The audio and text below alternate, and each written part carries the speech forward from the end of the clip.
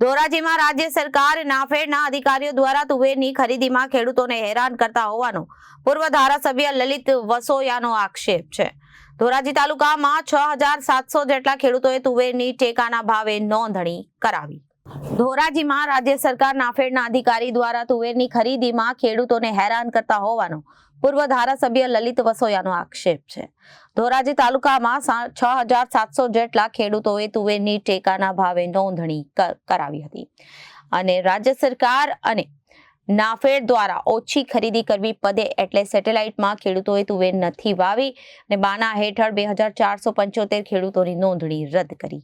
નોંધણી રદ કરાયેલા ખેડૂતોએ તુવેરનો પાક છે સાબિત કરવા તૈયાર હોવાનો લલિત વસોયાનો દાવો છે।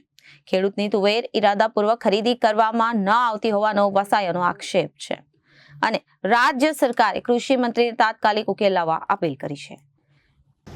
રાજ્ય સરકાર અને કૃષિ વિભાગના અધિકારીઓ અને સાથે નાફેડના અધિકારીઓ તુવેરની ખરીદીમાં ખેડૂતોને હેરાન પરેશાન કરી રહ્યા છે।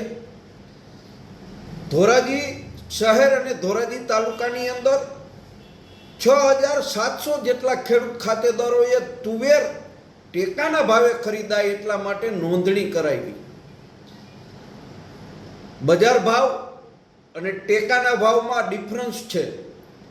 રાજ્ય સરકારે નાફેડે ઓછી ખરીદી કરવી પડે એટલા માટે સેટેલાઇટમાં ખેડૂતોએ તુવેર નથી વાવી એ બાના હેઠળ 2475 જેટલા ખેડૂત ખાતેદારોની નોંધણી રદ કરી છે। હું દાવા સાથે કહું છું અને સાબિત કરી દેવાની પણ મારી તૈયારી છે કે ખરેખર આ ખેડૂતોએ તુવેર વાવી છે।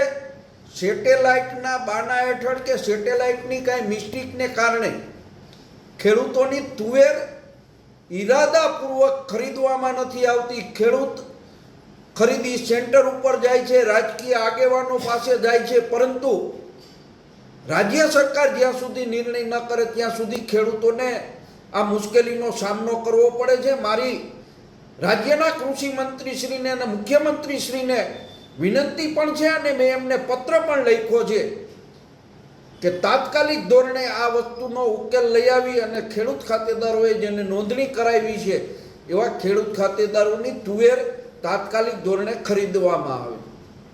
Bureau report Janadesh news Surendranagar.